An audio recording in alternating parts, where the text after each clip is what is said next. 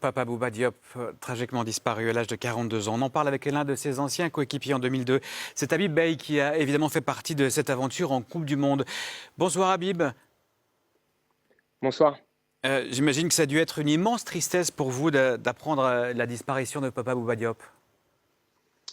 Oui, je l'ai appris hier pendant le commentaire justement du match Chelsea-Tottenham, et c'est vrai que j'ai été énormément déstabilisé. Ce qui est sûr, c'est que c'était un géant avec une sagesse et une gentillesse incroyable. C'était notre géant, c'est celui qui a permis au Sénégal de marquer son premier but en Coupe du Monde. On a vécu une aventure humaine ensemble exceptionnelle.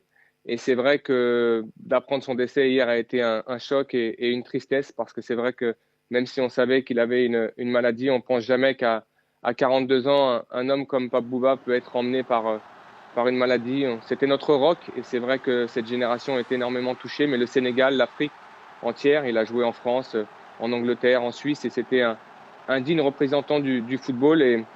Et j'espère que maintenant, là où il va célébrer son but une nouvelle fois avec Bruno, avec Jules, avec Mansour. Et je suis sûr que maintenant, il est en paix. On vient de revoir à nouveau ce but qu'il a marqué contre la France. Après ce but dans le vestiaire du Sénégal, est-ce qu'il est devenu un petit peu votre héros à vous tous également ?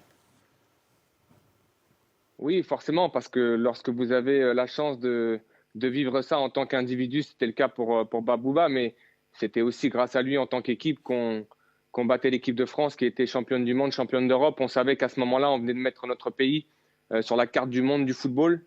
Personne ne croyait en nous à ce moment-là, à part ces joueurs, tous ces supporters qu'il y avait au Sénégal, tout ce peuple sénégalais, et il a rendu fier tout un peuple. Il a été le digne représentant de l'Afrique, du Sénégal.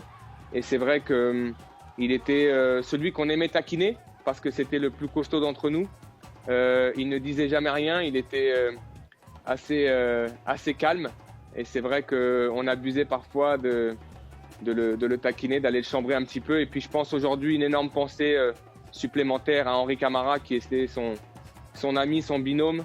On les appelait Laurel et Hardy. C'est comme ça que les appelait Bruno Metsu. On avait toujours Henri qui aimait le taquiner alors qu'il était beaucoup plus petit que Bouba. Donc voilà, j'ai une pensée supplémentaire pour Henri, qui était très très proche de Bouba. Et dans cette aventure humaine, ce qui est important, c'est que l'hommage que vous lui rendez, l'hommage qu'on lui rend, c'est aussi de continuer l'héritage de Bouba. Cette génération est très soudée, même si malheureusement parfois on ne s'appelle pas, parce qu'on est tous pris dans nos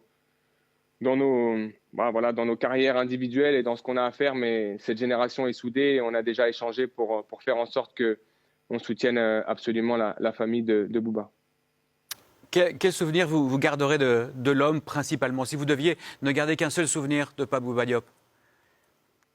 Ce sourire, le sourire qu'il avait sur ce corps de géant. Il avait un sourire et une sagesse qui apaisait en quelque sorte. Vous aviez dans cette équipe beaucoup de personnalités, et lui, il était celui qui était capable de réguler un petit peu cette sélection, parce qu'il était très très calme. Et c'est vrai que quand je vois un petit peu Bouba ému aux larmes dans ce documentaire, où il dit que à partir du moment où il a marqué ce but contre l'équipe de France, sa vie a changé, mais mine de rien, il a fait changer aussi la nôtre.